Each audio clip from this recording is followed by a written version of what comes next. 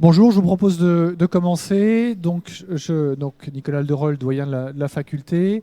Donc, c'était une de nos missions universitaires de pouvoir diffuser l'information auprès de tous les étudiants, enseignants, personnels de la faculté sur les dernières informations dont on dispose sur le Covid-19, puisque nous avons la chance d'avoir des spécialistes d'infectieux qui sont le plus à la même de délivrer le message le plus juste. Et donc, c'est le professeur Vincent Dubé, PPH de maladies infectieuses à la faculté et au CHU, donc qui va assurer cette présentation. On pourra peut-être avoir quelques questions à la fin. Donc, cette présentation est retransmise en streaming en direct pour tous les étudiants, personnels, et également le lien a été diffusé à tout le personnel médical du CHU qui peut suivre de l'hôpital ces éléments d'actualité. Voilà, merci beaucoup à tous. Donc, comme c'est retransmis, je vous demande d'être particulièrement silencieux pour qu'on entende uniquement l'orateur. Merci beaucoup, Vincent. Merci Nicolas. Je vous remercie tous d'être présents en nombre à cette intervention. Donc visiblement ça passionne la société et puis donc évidemment la faculté. Donc on va parler du Covid-19, c'est le nom de la maladie en fait, et le nom du virus c'est le SARS-CoV-2. Et je vais décliner la présentation autour de plusieurs questions. Et on va commencer par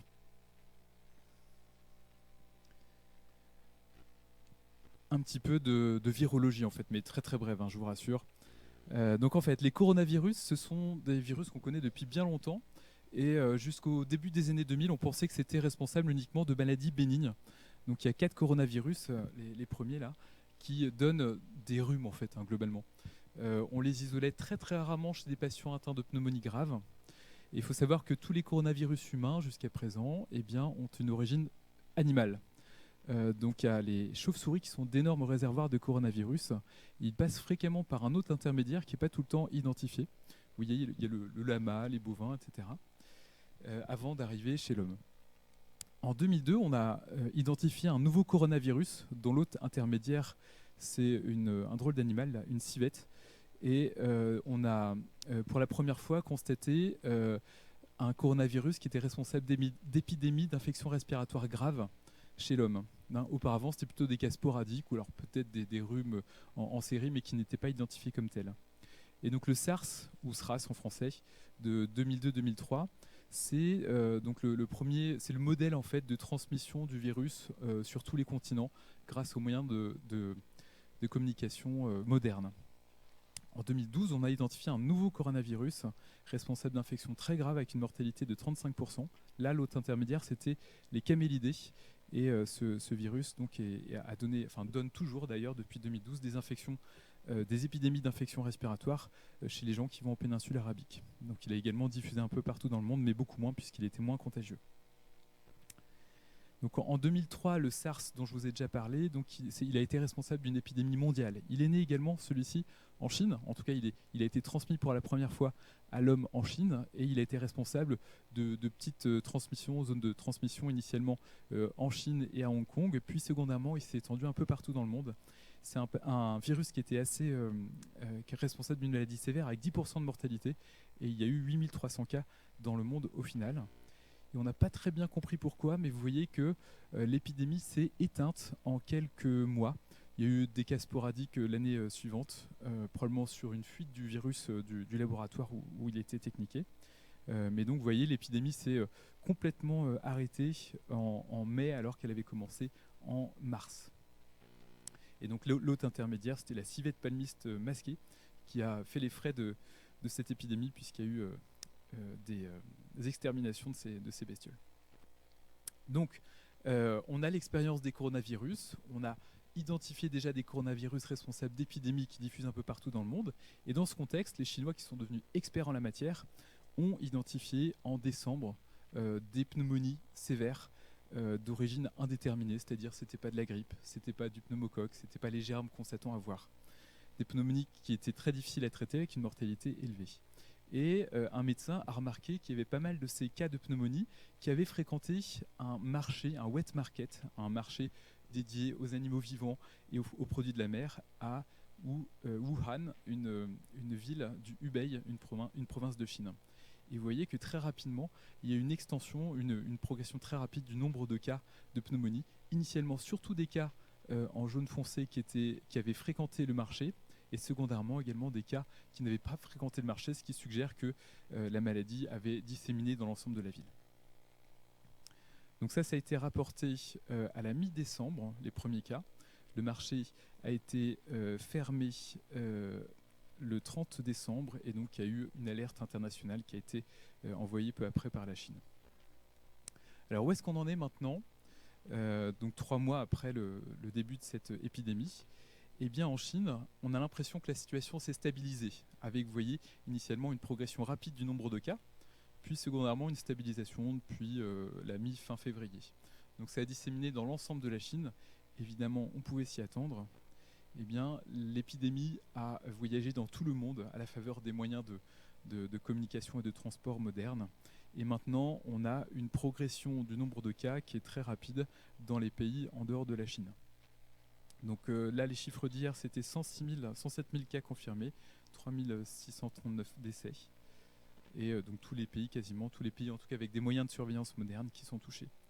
En France, on n'est pas épargné, évidemment, vous le savez, avec une progression exponentielle du nombre de malades.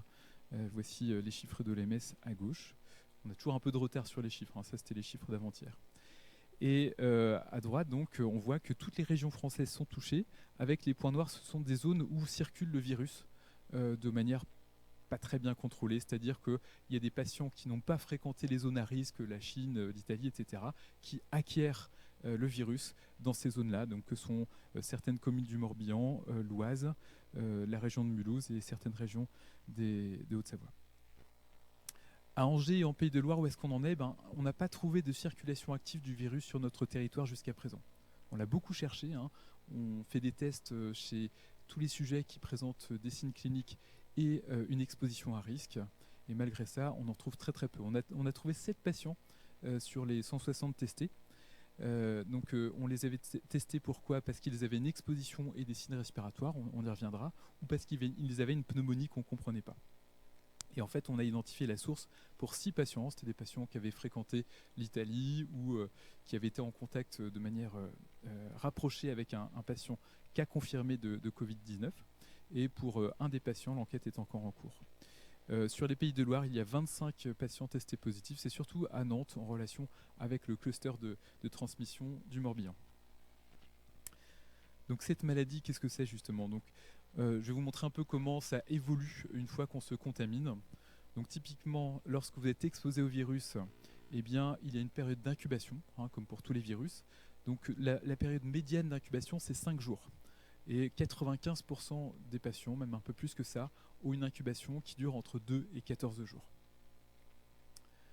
Donc ensuite, à J0 apparaissent les premiers signes cliniques et la phase d'état avec la présence de signes cliniques est plus ou moins longue, hein, on dit entre 5 et 14 jours. On a vu dans notre service des patients qui avaient juste eu un épisode fébrile, puis un petit peu de le nez bouché, mais vraiment quelque chose de quasi asymptomatique. Et c'était donc vraiment très très ponctuel. À noter que les patients qui ont une présentation un peu sévère, ils ont un risque d'aggravation secondaire au début de la 2e semaine de la maladie. Notamment les patients qui ont une pneumonie, il faut bien les examiner à ce moment-là parce qu'ils peuvent se dégrader. Et donc les patients excrètent de l'ARN viral. Donc on détecte par les tests de l'ARN viral dans les sécrétions respiratoires et parfois digestives pendant environ 2 semaines. Ça commence juste avant le jour précédent les signes et ça finit vers J10, J14 après l'apparition des signes. Alors est-ce que ça veut dire qu'ils sont contagieux pendant toute la période? C'est difficile à dire. Mais probablement que les patients qui sont peu symptomatiques et en particulier qui ne toussent pas sont assez peu contagieux. En tout cas moins que les patients qui toussent puisqu'il y a une excrétion du virus qui est bien augmentée par la toux. Donc à quoi ça ressemble exactement cette maladie? On a pas mal de données chinoises, et notamment donc, cette étude qui rapportait les données cliniques de 1099 cas donc, au début de l'épidémie en Chine. Alors au début on disait la fièvre est constante, et on ne cherchait que les patients qui avaient de la fièvre. Bon, en fait dans les papiers, la fièvre était définie par une température à plus de 37,3. Et quand on regarde dans le détail, il y avait seulement 22% des gens qui avaient de la fièvre à l'admission et 60% pendant l'évolution de la maladie. Donc ceci si on considère la fièvre comme une température à plus de 38 degrés. Et parfois c'est juste un épisode fugace, et c'est ce qu'on a vu dans le service. Donc le syndrome grippal, donc vous connaissez ça, les myalgies, les frissons, ça c'est pas très fréquent, hein, c'est un patient sur 6 à peu près. Et donc après, ce qui est le plus fréquent, c'est les signes d'infection des voies aériennes supérieures ou inférieures de gravité variable. Donc ça va du rhume, avec une congestion nasale dans 5%. Les cas qu'on avait, ils avaient quasiment tous cela. Et parfois des maux de tête. Et ça peut aller jusqu'aux formes les plus graves d'atteinte respiratoire, le SDRA, c'est-à-dire une infection des deux poumons avec une réaction immunitaire très intense au niveau des poumons qui va profondément altérer les capacités d'oxygénation du sang par les poumons. Le signe le plus fréquent de la maladie, c'est la toux, qu'on retrouve dans 68% des cas dans cette série chinoise. Donc il y a parfois une atteinte digestive, donc avec une diarrhée, avec parfois des détections du virus dans les selles, donc il peut y avoir une contamination par ce biais, et des nausées et vomissements dans 5% des cas. Donc il y a des pneumonies d'authentiques pneumonies dues à ce virus, et c'est ce qu'on craint, c'est ce qui fait la gravité de la maladie. Donc dans cette étude là où il y avait 1099 patients, une pneumonie était portée, le diagnostic de pneumonie était porté par le médecin dans 91% des cas. En fait, ça a été beaucoup moins fréquent dans les séries ultérieures parce qu'on a fait secondairement des recherches actives de cas post-symptomatiques. Donc je pense que les chiffres que je vous ai donnés avant, ils sont un petit peu surestimés. Il y a beaucoup plus de gens qui ont des formes vraiment particulièrement bénignes. Donc ils font des scanners à tout le monde, les Chinois, et ils notaient 86% d'anomalies au scanner, y compris chez des patients post-symptomatiques, qui avaient juste une congestion nasale ou un peu de fièvre. Et ça ressemble à quoi? Vous voyez, c'est des espèces de taches de verre dépoli comme ça, parfois de la pneumonie alvéolaire, et ça peut donc évoluer vers des choses un petit peu plus marquées. Ça c'est au début de la 2e semaine d'évolution. Donc parfois, chez des formes graves, il y a du SDRA avec ces blancs partout et le poumon ne fonctionne plus. Donc on a étoffé un petit peu les données cliniques avec l'analyse de 44 000 cas chinois également, des cas confirmés par analyse virologique. Et donc cette analyse montrait que la plupart des patients, 81% des patients, avaient des formes bénignes, un peu de rhume, etc. Les formes graves de pneumonie en particulier, donc définies par une fréquence respiratoire élevée, une désaturation, une radio pulmonaire avec des infiltrats diffus, et bien là c'était 13,8% dans cette série. Et les tableaux critiques, donc qui nécessitent l'admission en réanimation, avec une détresse respiratoire ou un choc, c'est 4,7% dans cette série.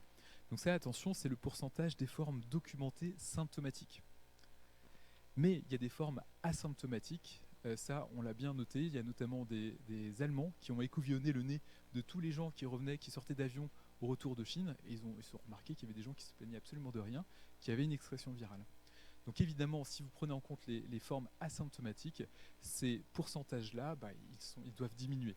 Il y a probablement moins de formes graves, de formes bénignes et de formes critiques que ce que je vous ai donné. Alors à noter, je ne sais pas comment ils ont évalué ça, mais l'OMS dit qu'il y a seulement 1,15%, donc un patient sur 6. Alors, ce n'est pas non plus toutes les personnes âgées qui vont mourir. En fait, c'est très associé aux comorbidités. Il y a très peu de décès chez les gens qui n'ont pas de comorbidité, c'est cet histogramme-là. Et vous voyez, à contrario, que chez les patients qui ont des pathologies cardiovasculaires, la mortalité est quand même très significative. Ce qu'on a remarqué en France, c'est qu'il y a des patients avec un diabète, alors plutôt des patients âgés, tous les patients de réanimation en France sont des patients âgés. Les patients avec un diabète font plus volontiers des formes graves également. Ce sont des données tout à fait préliminaires. Est-ce que ces chiffres-là, qui sont des chiffres chinois, sont extrapolables à ce qu'on va observer en France? Eh bien, c'est difficile à dire, mais il semblerait que la mortalité était plus importante dans le cluster initial. Alors, est-ce que c'est parce que le système de santé a été complètement engorgé et qu'ils n'ont pas pu prendre en charge correctement les patients? On ne sait pas. Il y a des hypothèses également sur la circulation d'une nouvelle forme de virus qui est peut-être un peu moins virulente. On ne sait pas. Encore est-il qu'en dehors de Wuhan, c'est-à-dire la ville initiale, dans le reste du Hubei, la région, dans le reste de la Chine, et en dehors de la Chine, vous voyez que la mortalité paraît un petit peu plus faible. Il faut se méfier, la médecine chinoise actuelle est vraiment très performante et on a à peu près les mêmes taux de cas graves quand même. On est autour de 6-10%, exactement comme ce que les Chinois avaient décrit.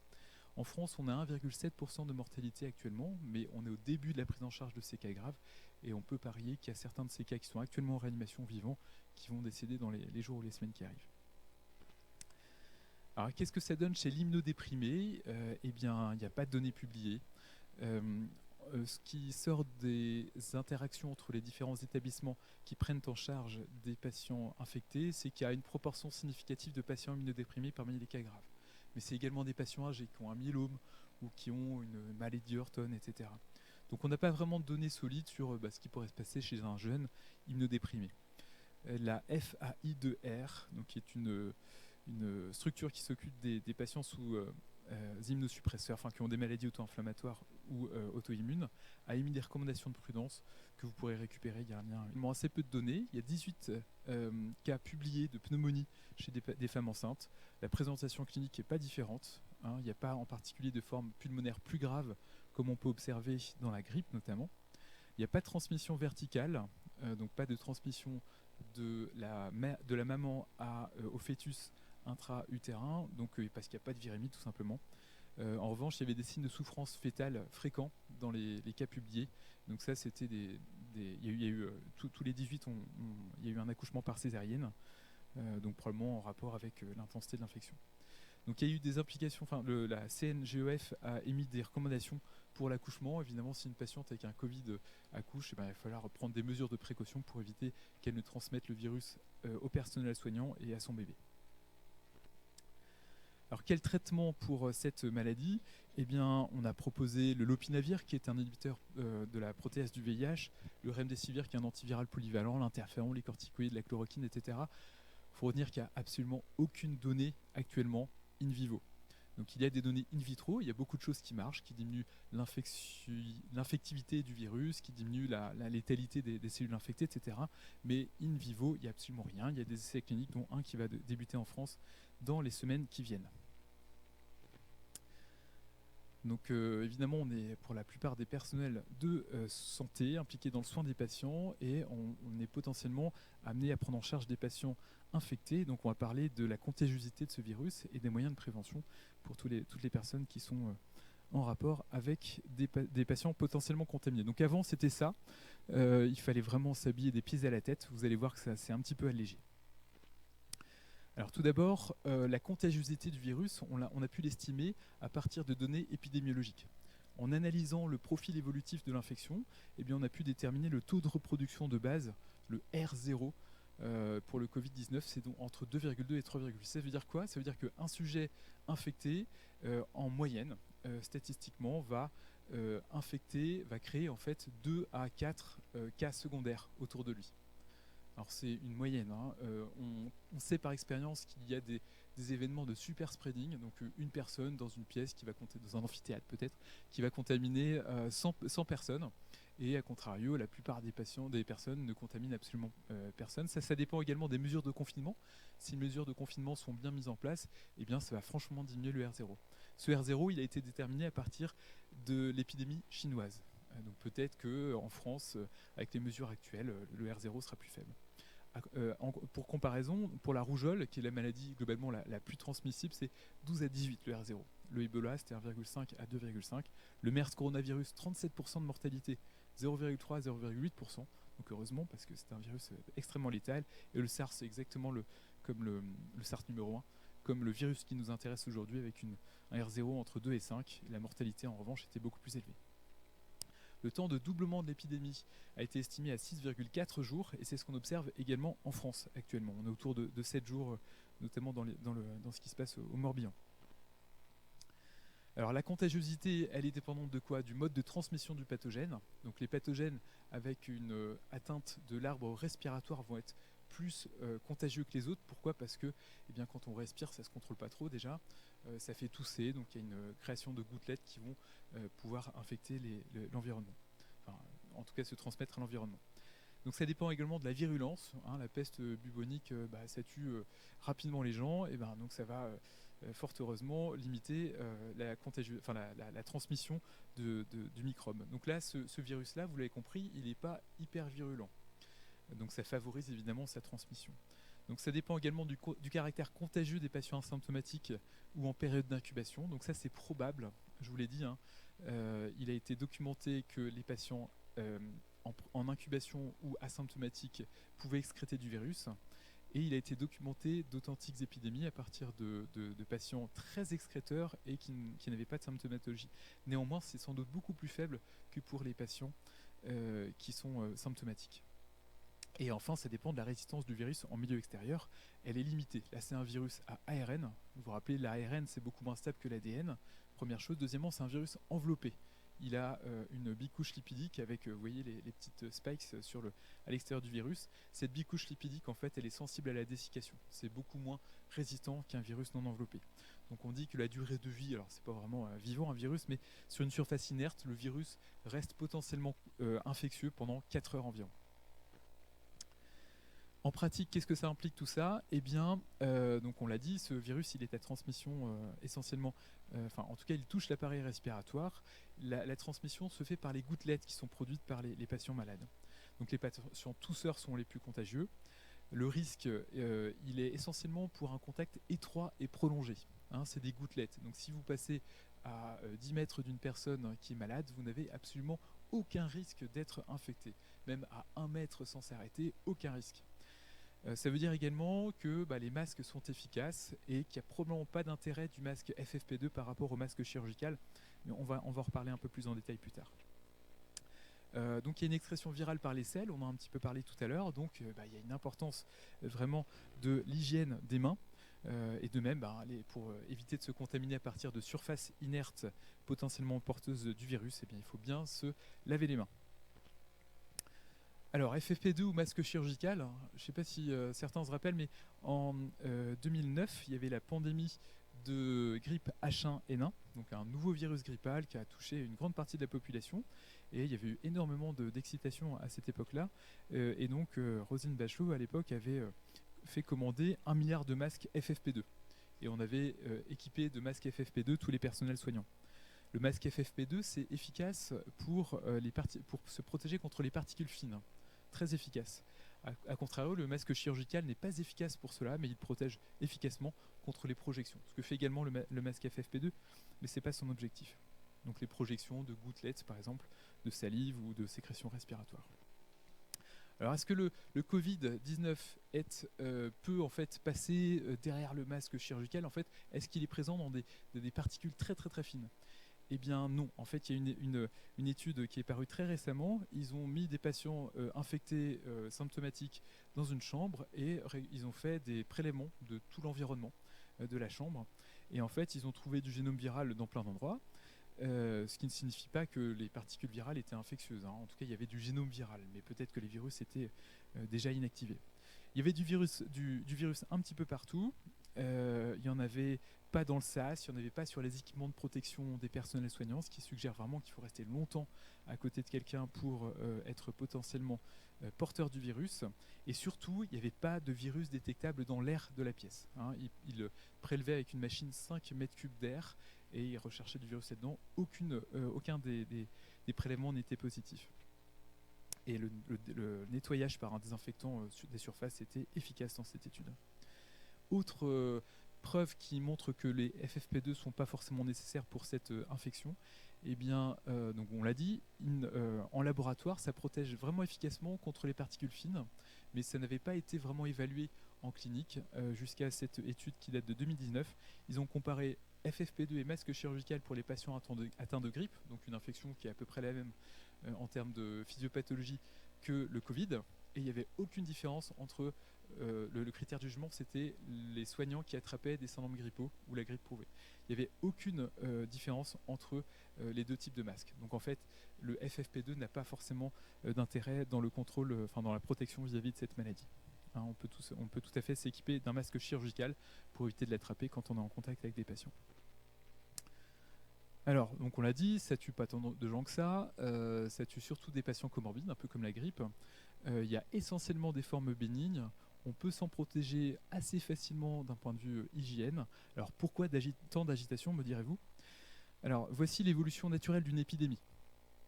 il y a une croissance rapide. Donc lorsque le virus arrive dans une population qui est non immune, une croissance rapide, et on va le virus va infecter une proportion significative de la population, et l'épidémie va secondairement naturellement s'éteindre lorsqu'il y aura suffisamment de personnes immunes dans la population pour arrêter les chaînes de transmission.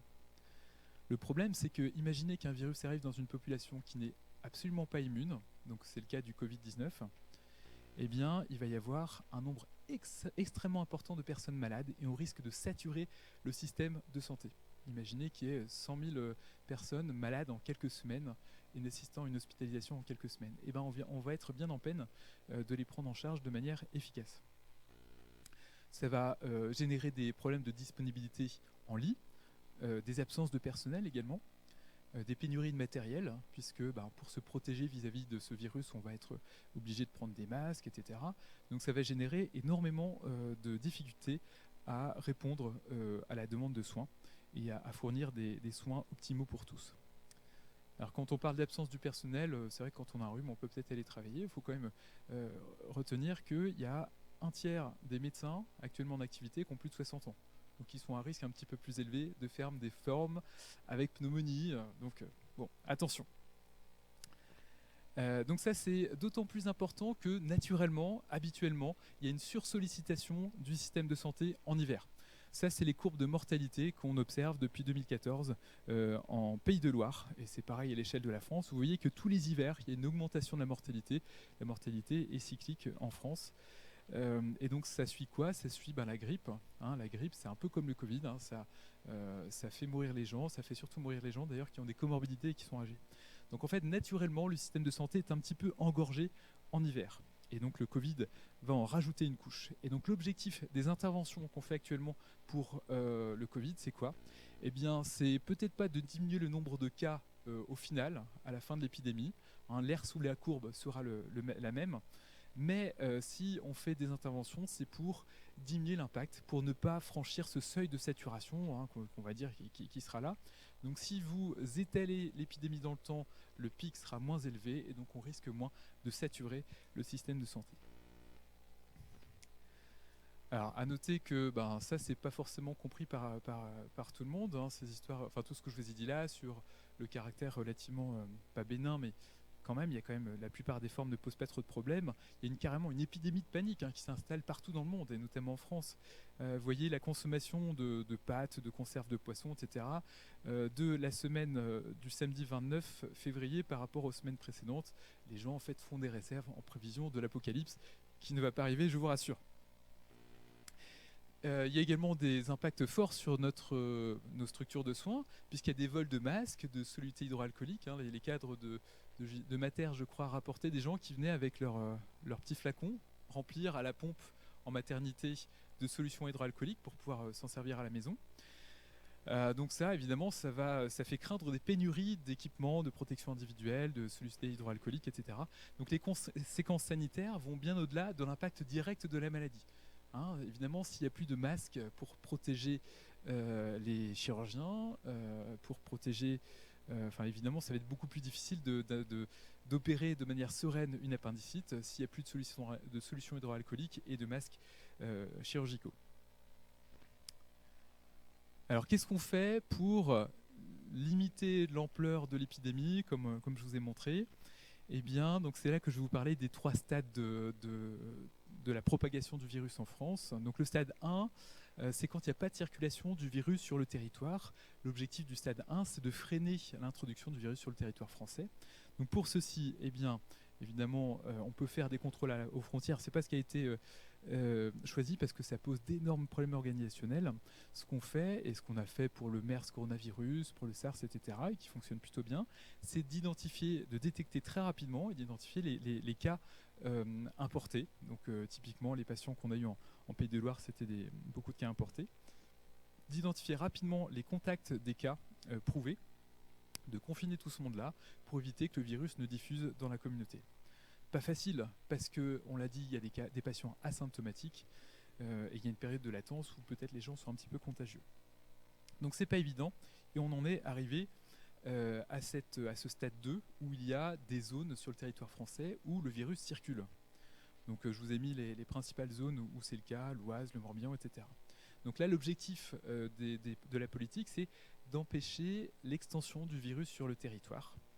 Donc pour cela, on va donc identifier les cas, toujours, les confiner, comme en stade 1, avec vraiment, c'est un travail énorme qui est fait par les agences régionales de santé, un travail d'enquête auprès des patients malades.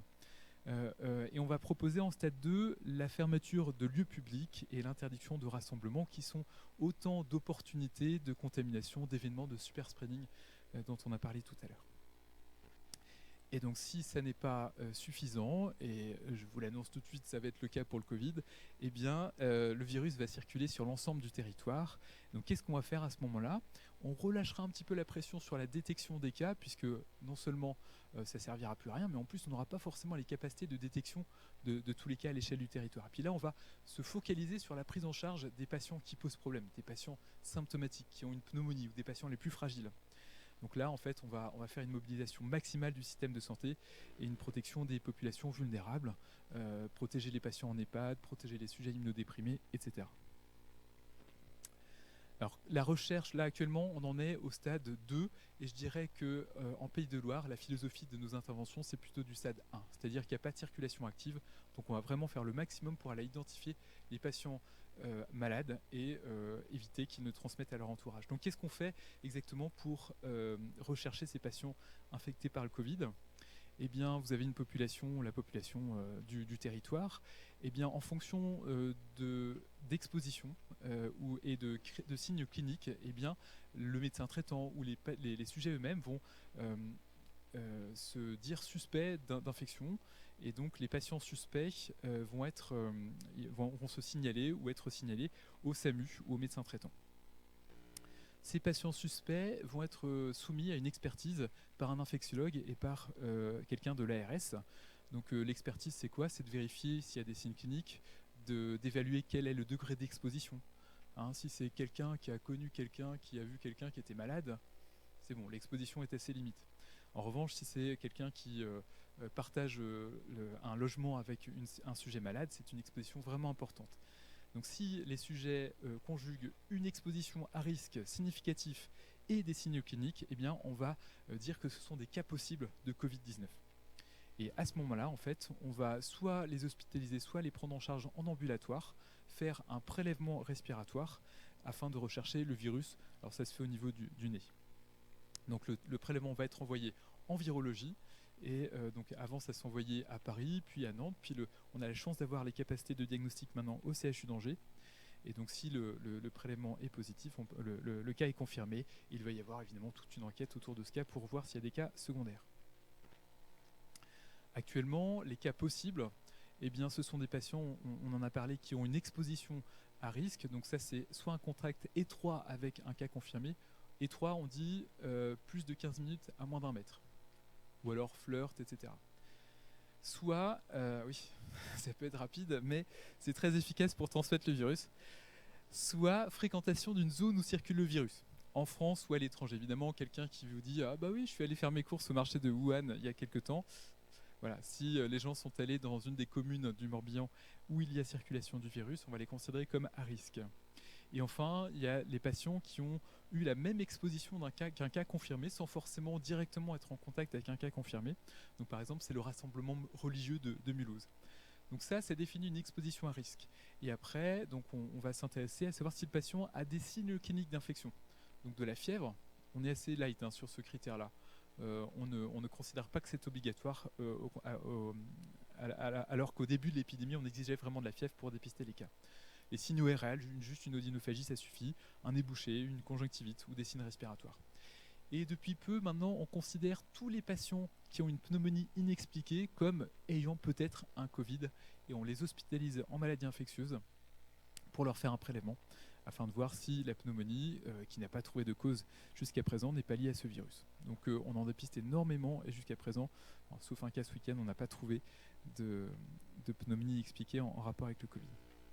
Donc qu'est-ce qu'on fait quand on a défini un cas comme possible? Eh bien, on met tout de suite en place des mesures de précaution, masques, hygiène des mains, etc., mesures de confinement. Il faut appeler le 15 qui va se mettre en relation avec l'infectiologue référent des risques émergents biologiques. Il va y avoir une évaluation clinique afin d'orienter le patient vers la filière ambulatoire si le patient est peu symptomatique, donc ça veut dire qu'il viendra juste en consultation, ou vers l'hospitalisation si le patient a des signes de pneumonie ou s'il a des comorbidités sous-jacentes à risque. Et ces patients donc, qui correspondent à des cas possibles de Covid-19, eh bien, ils vont être tous dépistés en faisant un prélèvement respiratoire pour rechercher le SARS coronavirus. Donc avec toutes ces mesures-là, eh bien, on espère qu'on va réussir à contrôler l'épidémie suffisamment longtemps pour qu'elle pose moins de problèmes de désorganisation. Ce qui est sûr, c'est qu'à un moment, l'épidémie va s'arrêter. C'est quand il y aura une proportion significative de la population qui aura développé une immunité contre ce virus. Donc le virus n'aura plus d'hôte favorable pour continuer sa réplication et son extension. Alors certains disent, notamment Trump, que ça va s'arrêter avec l'arrivée du printemps. Eh bien, on ne sait pas. Ce qu'on sait, c'est qu'il y a un caractère saisonnier de beaucoup d'épidémies. Et le MERS coronavirus, par exemple, qui est un virus relativement proche, il y a effectivement des petites poussées épidémiques rythmées par les saisons, mais c'est également rythmé par le Hajj. Les pèlerinages en Arabie Saoudite, évidemment, ça va générer beaucoup de cas. Le SARS, on ne sait pas, le numéro 1, on ne sait pas pourquoi ça s'est éteint. Donc globalement, on ne sait pas. C'est vrai que les virus enveloppés sont un peu plus sensibles à la dessiccation. Donc peut-être que si l'air est très sec, ça va favoriser l'extension de l'épidémie. On ne sait pas. Donc il faut continuer ces mesures de contrôle de l'épidémie. Donc en résumé, pas de panique. Le risque individuel est très faible et il est vraiment concentré sur les sujets fragiles. Le risque collectif est amplifié par la surréaction avec les impacts qui peuvent être vraiment majeurs sur le système de soins. Donc vraiment, il faut raison garder, il faut garder son sang-froid.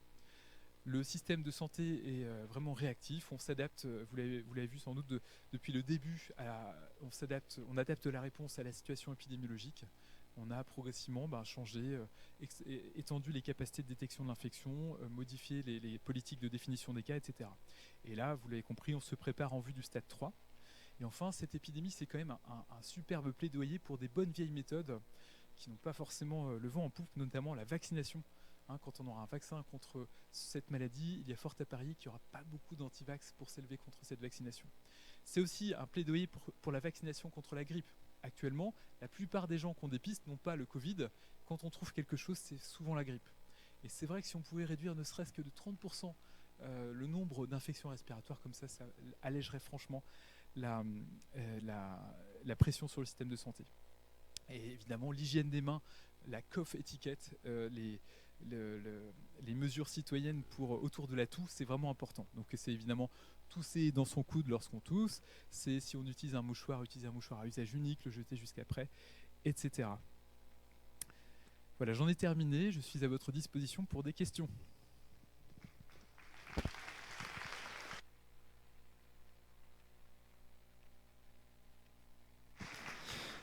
Merci beaucoup Vincent. Je propose qu'on prenne un petit quart d'heure pour des questions s'il y en a. Donc je peux passer le micro dans la salle, je vois qu'il y en a. Une première question pour les personnels de soins que nous sommes tous. Qui doit porter un masque? À quelle fréquence le changer? Comment le changer? Enfin, une question très pratique de protection individuelle pour les soignants. Alors, 2 circonstances dans lesquelles il faut porter un masque. Il faut porter un masque lorsqu'on est symptomatique. Et ça, c'est un rappel des bonnes pratiques, mais ça devrait être tout le temps le cas, ce n'est pas spécifique à cette épidémie. Donc signe, en particulier respiratoire ou fièvre, il faut porter un masque. Et la deuxième situation, c'est lorsqu'on est dans le soin de patients potentiellement contaminés par une maladie à transmission respiratoire ou de patients très fragiles, les patients en aplasie. Donc là, les opportunités de soins des patients potentiellement contaminés par une infection respiratoire, elles ont explosé avec cette histoire de Covid. Bon, il faut raison garder, je vous l'ai dit, ça se transmet pour des contacts vraiment rapprochés et prolongés. Néanmoins, dès que vous pensez que le patient peut avoir un Covid, donc il a peut-être une pneumonie essentiellement dans l'hôpital, il va falloir porter un masque. Quel masque? C'est masque chirurgical. Le masque chirurgical est à changer toutes les 4 heures et la politique de l'établissement, c'est même usage unique, c'est-à-dire pour une opportunité de soin. Bon, avec l'évolution de l'épidémie, les tensions prévisibles de masques, peut-être qu'on va changer la politique de l'établissement et pour l'instant, c'est un masque qu'on va changer après chaque soin de patients potentiellement infectés. Après, les masques FFP2, ils vont être réservés aux opportunités de soins à fort risque de contagion, enfin d'excrétion virale en tout cas, c'est quand vous faites un geste sur les voies aériennes du patient.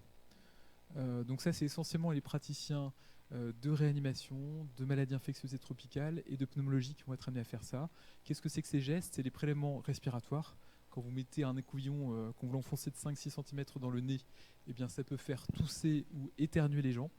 Et deuxièmement, quand vous faites une aspiration trachéale ou que vous faites cracher les gens, bien évidemment, vous êtes plus exposé. Donc là, masque FFP2 pendant le soin. Les recommandations en termes de renouvellement de masque, ça dépend du fabricant pour les FFP2. Merci d'abord pour cette excellente présentation. J'ai deux questions. Vous parliez du fait que l'épidémie allait peut-être s'éteindre d'elle-même quand une partie finalement significative de la population aurait été donc infectée puis immunisée. Ma première question, c'est qu'est-ce que ça aurait comme impact si la majorité de la population française avait été infectée? Est-ce que le système de santé serait capable de le supporter?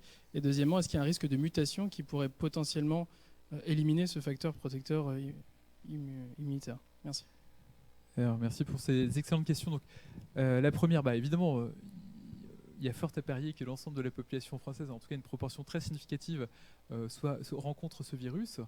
Ce dont on manque actuellement, c'est des études de séroprévalence. Et c'est en cours actuellement. On est en train de développer des études, des tests pour voir si les gens ont fabriqué des anticorps contre le virus. Ça permettra de savoir, d'avoir une meilleure idée sur le pourcentage de formes asymptomatiques. Peut-être que les 90 000 cas de Chine, là, en fait, c'est qu'une petite partie des gens infectés et qu'il y a des millions et des millions de patients qui ont développé une immunité contre ce virus. Ce serait plutôt rassurant sur le fait que le système de santé français pourrait tout à fait être capable de contenir les infections, puisqu'il y aurait une majorité de patients asymptomatiques. Donc on n'a pas vraiment toutes les clés pour répondre à cette question dans le détail. Ce qu'on peut dire, c'est que là, tout ce qu'on fait actuellement, c'est justement pour faire en sorte que même si y a très peu de cas asymptomatiques, que la plupart des gens font des véritables maladies, eh bien, le système de santé soit capable d'encaisser. On essaye de diminuer l'amplitude du pic et de la décaler par rapport au pic de l'épidémie grippale. L'épidémie grippale, ça semble être bon, on a passé le pic. Et donc maintenant, on maintient la pression pour ralentir la progression de l'épidémie. Et jusqu'à présent, ça se passe plutôt pas mal. Deuxième question, c'était la mutation. Alors, le virus, donc actuellement, on fait des PCR à tour de bras, des RT-PCR à tour de bras, donc on dispose d'énormément de génome viral.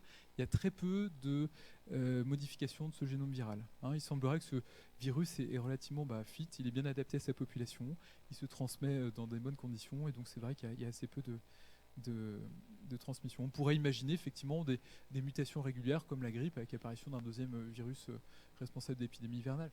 On n'en est pas du tout là. Ça a l'air d'être très stable pour le moment. Et puis l'expérience des coronavirus précédents, c'est pas ça. Il y a d'autres questions?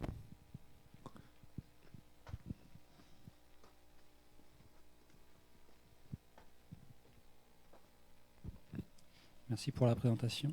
Est-ce qu'on sait s'il y a des possibilités de recombinaison avec d'autres formes plus sévères de coronavirus, notamment en Chine? Pardon ? J'ai pas bien entendu, désolé. Est-ce qu'il y a des possibilités de recombinaison avec des formes plus sévères de coronavirus, notamment en Chine, le MERS, le SRAS-1 Alors je suis bien en peine de répondre à cette question. Conceptuellement, pourquoi pas. Après, donc, un virus plus létal sera probablement moins à même de diffuser dans une population, à moins vraiment d'avoir des caractéristiques d'incubation et de transmissibilité vraiment différentes de celui-ci. D'accord ? Donc si vous augmentez vraiment la mortalité comme celle du MERS par exemple, 37% dans le MERS, eh bien, il y a fort à parier que ça sera beaucoup moins transmissible et que ça diffusera beaucoup moins. D'autres questions ?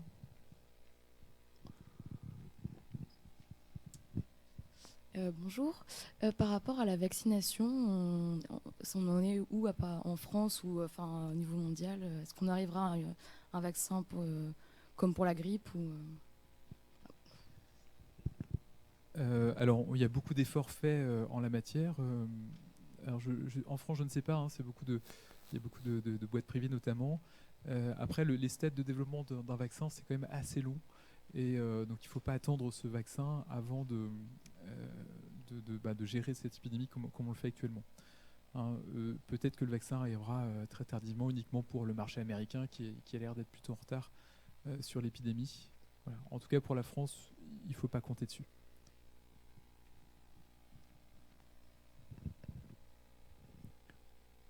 Encore des questions?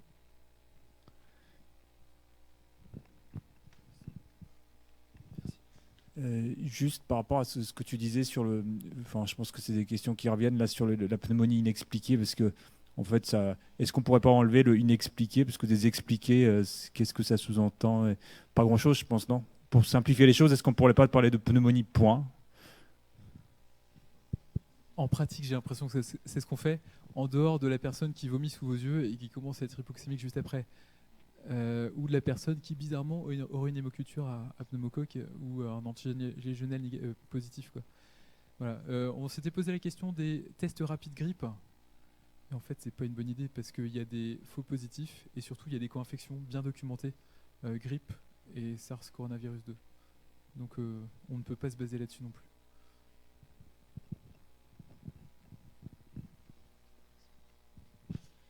Les cas graves et les décès, ce sont purement dus au Covid-19 ou c'est une surinfection bactérienne comme dans la grippe qui entraîne la mortalité? Alors très bonne question. C'est plus fréquemment que la grippe des pneumonies virales sévères. Il y en a dans la grippe, hein, d'authentiques pneumonies diffuses avec ARDS, mais dans cette maladie-là, c'est plus fréquemment des atteintes spécifiques. La mortalité de la grippe, c'est quand même beaucoup expliqué par la fragilité sous-jacente des gens, les décompensations cardiaques, respiratoires, etc. Là, il y a un petit peu plus fréquemment quand même des formes directement en lien avec, formes sévères directement en lien avec le virus.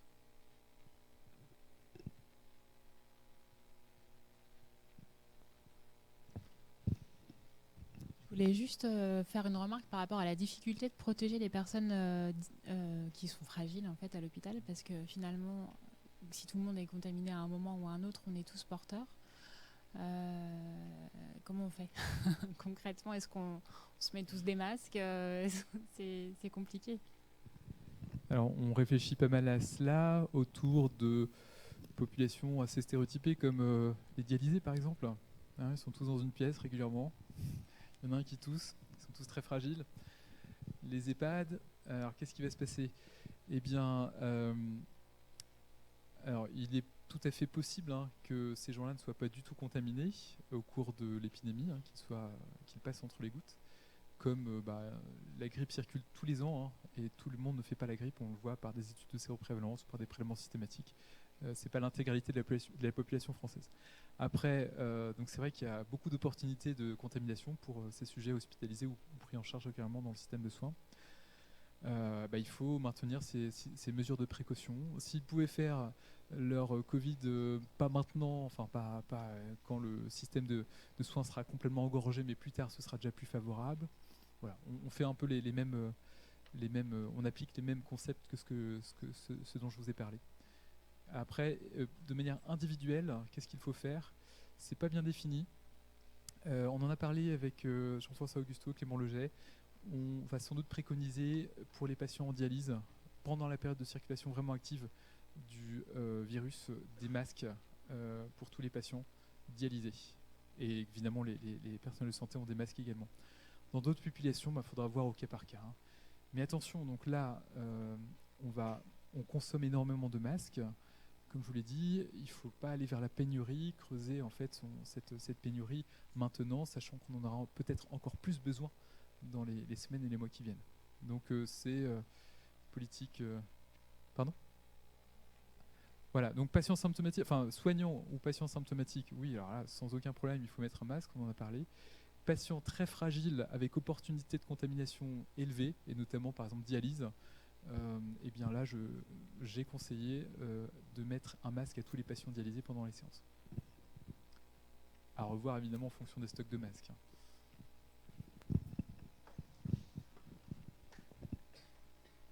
Juste une remarque, effectivement, on a tous dans les secteurs de soins de l'hôpital des prises en charge bien particulières et des typologies de patients bien particulières. Donc individuellement, on réfléchit tous aux meilleures stratégies de protection des patients. On pense à des patients qui sont très comorbides, là, les patients dialysés dans une salle confinée. Donc c'est vraiment un milieu très particulier. Donc je pense que c'est des réflexions là au cas par cas en fait, à l'intérieur de l'hôpital.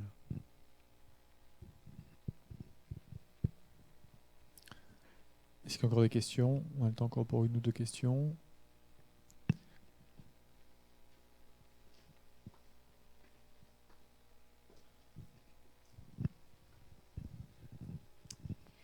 concrètement, en médecine générale, si on arrive au stade 3, quel sera l'impact sur la pratique voilà, qu'est-ce qu'on doit faire?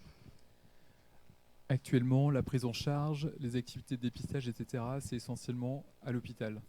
Les médecins généralistes ont un rôle d'identification des cas suspects, prévenir les maladies infectieuses, l'ARS, le SAMU, en cas d'identification de cas suspects. Et après, tout se passe à l'hôpital. Quand on arrivera au stade 3, qu'est-ce qui va se passer? Eh bien, on ne pourra pas prendre en charge. Actuellement, on prend les patients qui ont un rhume et le Covid, on les met en hospitalisation jusqu'à ce qu'ils n'excrètent plus. Ça ne va plus être possible quand on aura des pneumonies dans tous les services, enfin, en particulier en maladies infectieuses et en réanimation. Donc à ce moment-là, eh bien, on va faire sortir les patients au domicile et en dialogue avec le médecin traitant, assurer le suivi ambulatoire de ces patients. Donc ça, c'est quelque chose qu'on est en train d'aménager déjà. Ils sont en plein dedans, hein, à Vannes, à Paris, donc dans des endroits où il y a déjà une saturation du système de santé parce que de manière brutale, il y a un afflux massif de patients. Ils ont déjà donc, des modalités de dialogue, des fiches qui sont transmises aux médecins généralistes pour le suivi de ces patients ambulatoires. En pratique, Vincent, pour après, quand on sera en phase 3, les patients suspects ne seront pas tous testés? Si? Non. En effet, on testera les patients graves ou les patients avec un haut risque épidémiologique. Par exemple, les soignants seront systématiquement testés en cas de symptômes. On peut discuter également, un peu comme on le fait pour la grippe. La grippe, on ne teste pas tout le monde, mais des grippes en EHPAD, par exemple, c'est intéressant de le savoir pour mettre en place précocement les mesures d'hygiène. Donc typiquement, quand il y a un haut risque épidémiologique ou les patients graves. Donc le rôle du médecin généraliste, ce sera dépister les formes d'infection respiratoire, orienter les gravités vers l'hôpital et s'assurer qu'il n'y a pas un diagnostic alternatif qui nécessiterait une antibiothérapie, ce qui sera toujours peu probable. Pas de tests systématiques et puis les mesures d'hygiène à domicile. Tout à fait. Là, pour l'instant, ce qu'on envisage, c'est pour le début de la circulation du virus, c'est de faire quand même une évaluation systématiquement hospitalière, donc soit au cours d'une petite hospitalisation, soit en ambulatoire, d'appeler le médecin traitant, de lui transmettre la fiche d'information, de remettre une fiche également au patient, et après, ça se gérerait à distance. Avec une révélation à J7, J10 au moment de la phase d'aggravation potentielle, puis éventuellement une deuxième consultation à J14 pour la guérison et pour délivrer un certificat de guérison ou de non-contagiosité du patient. Ok, écoutez, merci beaucoup à Vincent Dubé, merci beaucoup à tous.